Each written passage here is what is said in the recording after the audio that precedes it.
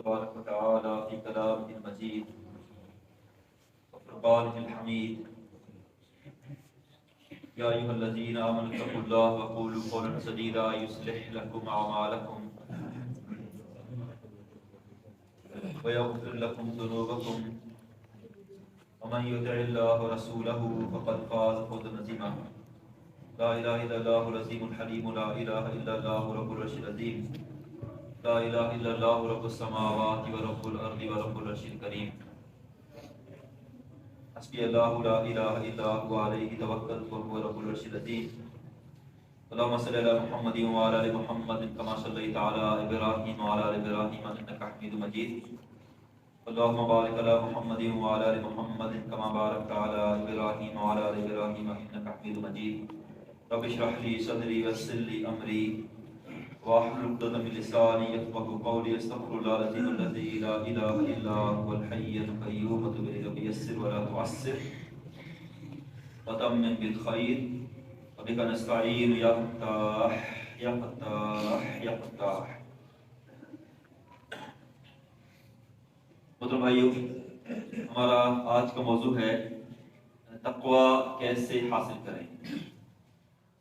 رمضان کے روزے ہیں، جس سے یہ بات بار بار بیان ہو چکی ہے کہ روزوں کا جو اصل ہدف ہے، اصل مقصد ہے، وہ تقوی کا حصول ہے۔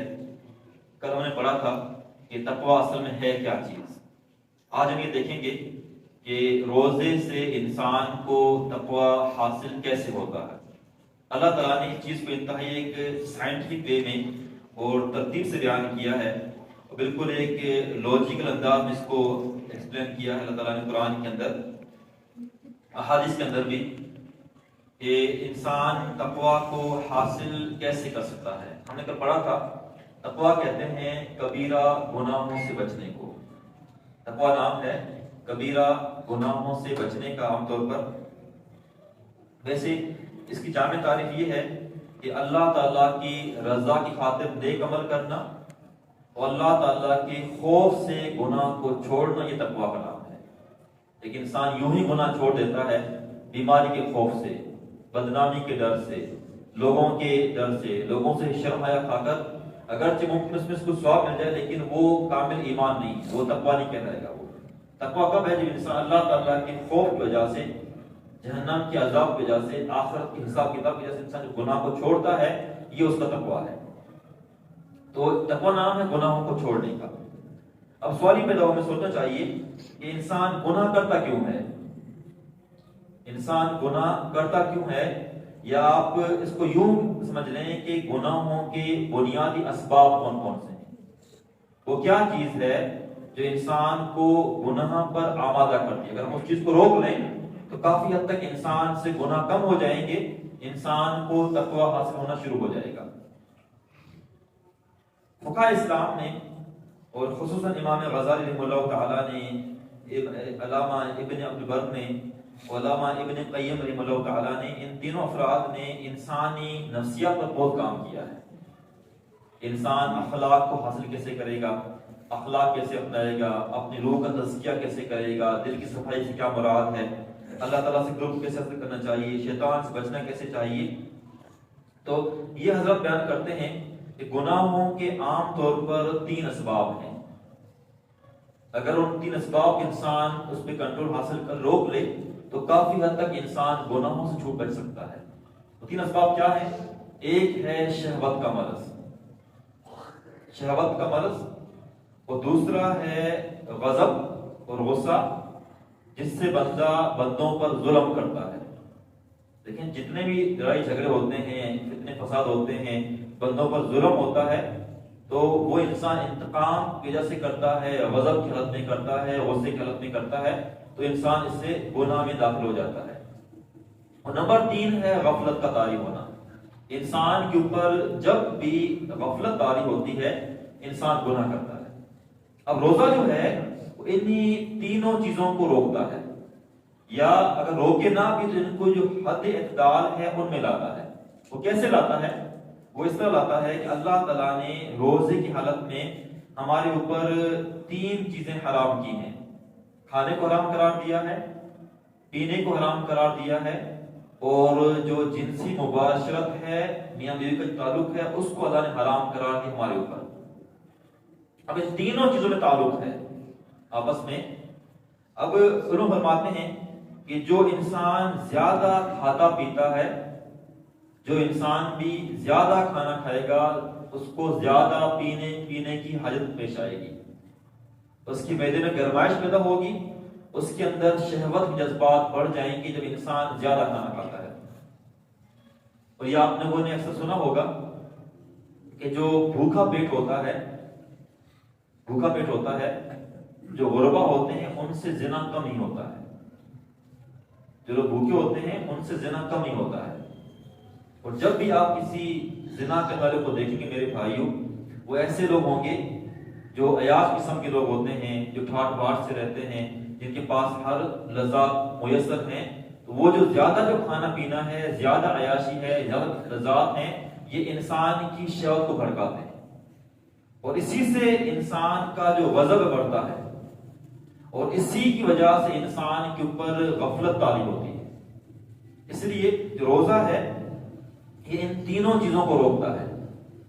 اور امام غزالی نے فرمایا ہے کہ سیدنا آدم علیہ السلام کو جنت سے اسی وجہ سے نکالا گیا تھا کہ انہوں نے جو کھانے کی لذت اس کو انہوں نے چکھ لیا تھا، جس سے ان کو روکا گیا تھا۔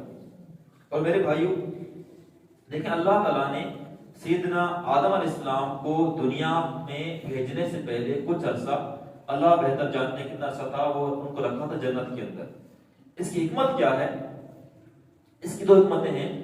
ایک حکمت تو یہ ہے کہ انسان جنت کے اندر ہر طرح کی نعمت کو دیکھ لے، آسانی کو دیکھ لے، اور وہاں پر کوئی تکلیف نہیں ہے، راحت ہی راحت ہے، عیاشی ہے، اچھا کھانا ہے، اچھا پینا ہے، ہمیشہ کی زندگی ہے، ہر طرح کی لذت میسر ہے۔ انسان اپنے اصل ٹھکانے کو یاد رکھے کہ مجھے کہاں سے نکالا گیا تھا، میں نے واپس وہیں پہنچنا ہے۔ دوسرا، اللہ تعالیٰ نے انسان کو جنت میں بسانے کے لیے انسان کو آزمایا ہے کہ انسان کا جو نفس ہے وہ تن آسانی کا عادی ہو گیا ہے۔ دیکھیں، انسان جو نفس ہوتا ہے وہ کبھی بھی مشکل کام کرنا نہیں چاہتا ہے۔ انسان چاہتا ہے کہ میرے پاس آرام کا بستر ہو، اچھا کھانا ہو، ہر چیز مجھے میسر ہو، لیکن مجھے کام نہ کرنا پڑے۔ ایک انسان چاہتا ہے کہ مجھے تھوڑا سا کام کرنا پڑے لیکن مجھے فائدے بے شمار ہوں۔ راتوں رات انسان کیا لکھ پتی کروڑ پتی بن جائے بغیر کسی محنت مشقت کے۔ تو انسان کا جو نفس ہے وہ مشقت کا عادی نہیں ہے۔ اب جو کھانا پینا چھوڑنا ہے اس میں مشقت ہے، ہم روزہ رکھتے ہیں اس میں مشقت ہے۔ اس لیے اللہ کے نبی علیہ السلام نے فرمایا ہے کہ ما ملا ابن آدم وعاء شرا من بطن، کہ کسی انسان نے پیٹ سے زیادہ کوئی بھی برا برتن نہیں بھرا ہے۔ جو سب سے برا برتن انسان بھرتا ہے وہ انسان کا پیٹ ہے۔ حالانکہ انسان کی پیٹھ کو سیدھا رکھنے کے لیے چند نوالے ہی کافی تھے۔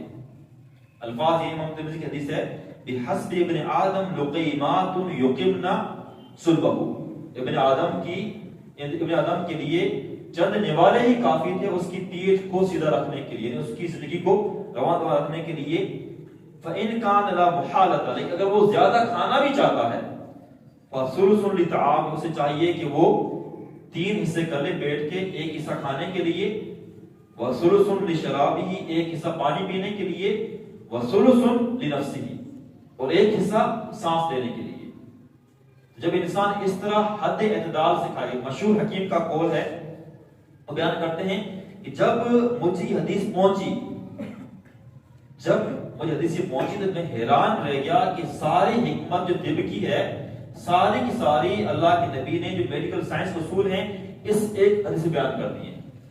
وہ بیان کرتے ہیں کہ انسان اس ایک حدیث پر عمل کرنا شروع کر دے تو جو ہسپتال خالی ہو جائیں اور جو میڈیکل اسٹور بھوکے مر جائیں، ان کا کام دھندا رک جائے، ان کا دوائیوں کا، انسان صرف اس پر عمل کرنا شروع کر دے۔ اب میرے بھائیوں، ہم روزہ رکھتے ہیں لیکن ہمیں وہ جو فائدہ ہے گناہوں کو چھوڑنے کا، ہماری شہوت کم کیوں نہیں ہوتی ہے، ہمارا غضب کم کیوں نہیں ہوتا ہے، ہم سے غفلت دور کیوں نہیں ہوتی ہے؟ اس کا جواب ہم سب لوگ جانتے ہیں، کیونکہ ہمارے جو کھانے پینے کی عادتیں ہیں یہ درست نہیں ہیں۔ انسان اتنا زیادہ کھا لیتا ہے کہ اس کے اوپر ہمیشہ پھر سستی اور نکاہت طاری ہوتی ہے اور اس کو نیند زیادہ آتی ہے، آرام طلب ہوتا ہے. ہم افطاری میں زیادہ کھا لیتے ہیں تو انسان کو تراویح پڑھنے کا دل نہیں کرتا ہے. آپ سحری میں زیادہ کھا لیں گے پھر آپ کا نماز پڑھنے کو دل نہیں کرے گا.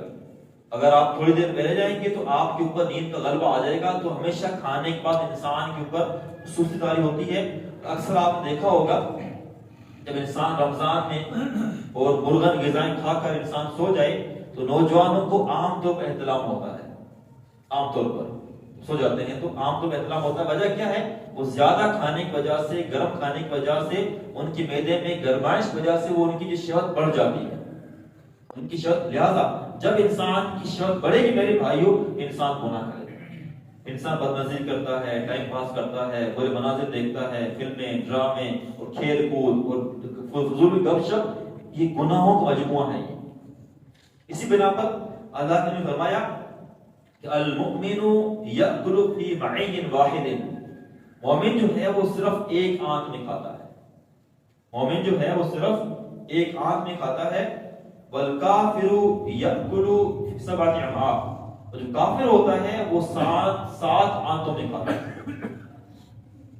مراد کیا ہے؟ مراد یہ ہے کہ مومن کی جو طبیعت ہے وہ کافر کی جیسی نہیں ہونی چاہیے کہ جو رج کے کھاتا ہے. کافر اس کا کوئی کام ہی نہیں ہے، صرف دنیا کو حاصل کرنا کام. مومن جو ہے وہ اتنا ہی کھاتا ہے جتنے اس کی پیٹ درست رہ سکے. حالانکہ بہت مشکل کام میرے بھائیوں، جب انسان کھانے کا عادی ہے اس کو چھوڑنا بہت مشکل، لیکن انسان آہستہ آہستہ کم کرتا رہے اور اس کو حد اعتدال پہ لے آئے تو دیکھیں انسان کی عبادت اس سے ٹھیک ہونا شروع ہو جائے گی. انسان کو اللہ تعالیٰ ذکر کی توفیق عطا فرمائیں گے، انسان کی فکر دل ہو جائے گی، انسان بیماری سے بچ جائے گا. اور دیکھیں علماء فرماتے ہیں صوفیہ کرام کہ جب انسان کم کھاتا ہے تو اللہ تعالیٰ اس کے دل میں نرمی ڈال دیتے ہیں.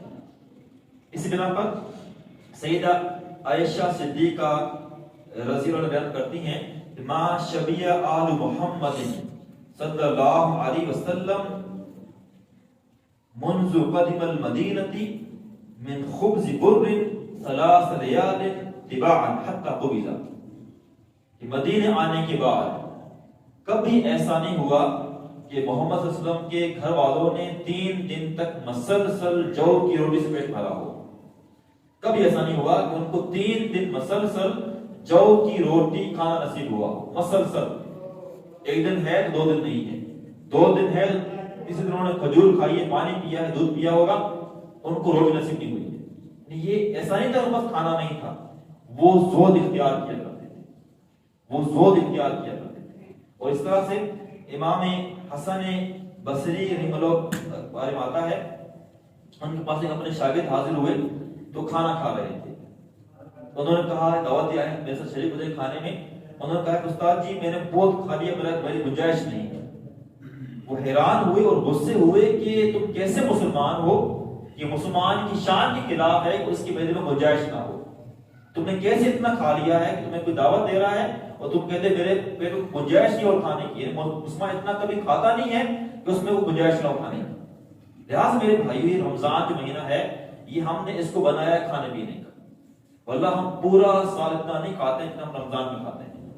طرح طرح کے مشروبات ہیں، طرح طرح کے لذات ہیں، صبح کو بھی شام کو بھی. اور ہم گھنٹہ 2 گھنٹے ہم لوگ شروع کرتے ہیں تیاریوں کے اندر. ہمارے روزے، افطاریاں، سحریں یوں ہی گزر جاتی ہیں، ہمیں دعا کی توفیق نہیں ملتی. اور ہم زیادہ کھاتے ہیں تو ہمارے اوپر سستی غالب آتی ہے، انسان کو ذکر کی توفیق نہیں ملتی ہے، انسان گناہ کی طرف جاتا ہے. دیکھیں جو روزہ جو ہے اس کا سب سے بڑا فائدہ یہ ہے کہ روزہ انسان کو غفلت سے نکالتا ہے. اور غفلت جو ہے جب انسان غافل اللہ تعالیٰ کی یاد سے، آخرت کی پکڑ سے، جہنم کے خوف سے، گناہوں کے انجام سے انسان اگر غافل ہو تو انسان گناہ کرتا ہے. لیکن روزہ دیکھیں اللہ تعالیٰ نے روزے کی فطرت ہی ایسی رکھی ہے کہ انسان کو ہر وقت اللہ یاد رہتا ہے. ہمیں اللہ یاد کیوں نہیں رہتا ہے؟ ہمیں یہ تو یاد ہے کہ ہم نے کھانا نہیں کھانا ہے، پانی نہیں پینا ہے، لیکن ہم یہ بھول جاتے ہیں کہ ہم نے غیبت بھی نہیں کرنی ہے. ہم یہ بھول جاتے ہیں ہم نے جھوٹ نہیں بولنا ہے. ہم یہ بھول جاتے ہیں ہم نے ظلم نہیں کرنا ہے. بھول بھی جاتے ہیں اسی ہماری جو بے اعتدالی اس وجہ سے.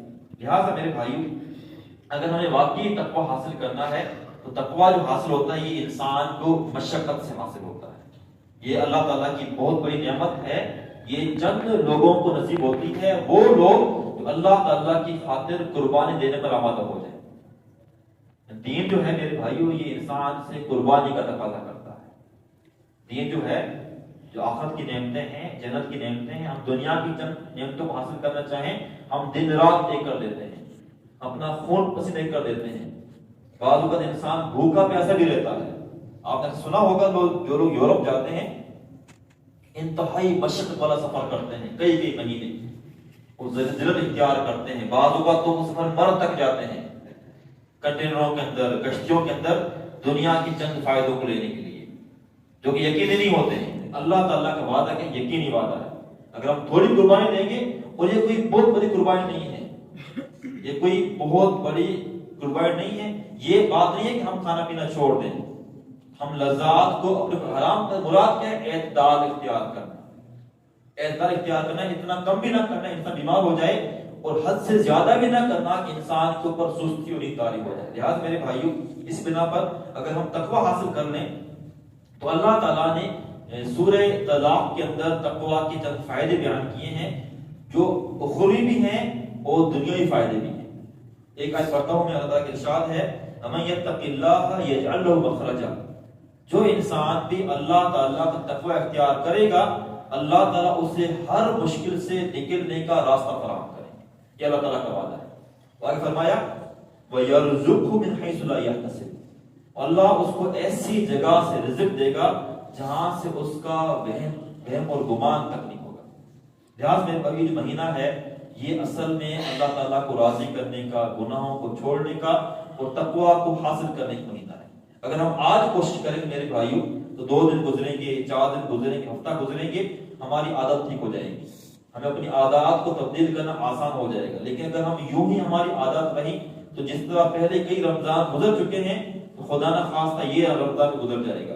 حدیث کے اندر آتا ہے کہ خاک آلود ہو جائے وہ شخص، یا ذلیل و خوار ہو جائے وہ شخص کہ جس کی زندگی میں رمضان آیا اور رمضان اس کی مغفرت کے بغیر یوں ہی گزر گیا۔ اللہ تعالیٰ فرماتے ہیں، اللہ تعالیٰ ہمیں گناہوں سے بچنے کی توفیق عطا فرمائے، اللہ ہمیں سچی توبہ کی توفیق عطا فرمائے۔ دعا فرمائیں اللہ تعالیٰ ہمیں عمل کی توفیق عطا فرمائے۔ اس طرح سے ساتھ ساتھ دعا فرمائیں کہ اللہ تعالیٰ بیماروں کو شفا عطا فرمائے۔ یا رب لک الحمد کما